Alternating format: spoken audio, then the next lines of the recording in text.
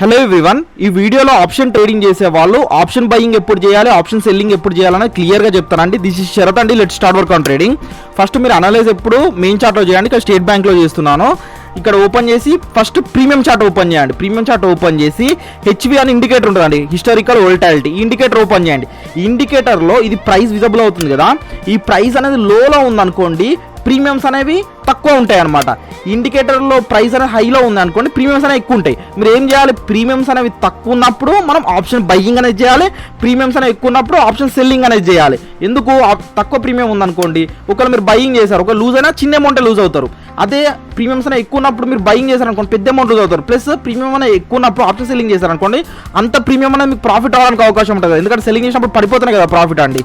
కాబట్టి హెచ్వి అనేది తక్కువ ఉన్నప్పుడు మీరు ఆప్షన్ బయ్యింగ్ సైడ్ ఉండండి, హెచ్వి అనేది ఎక్కువ ఉన్నప్పుడు సెల్లింగ్ సైడ్ అనేది ఉండండి. ఓకేనా?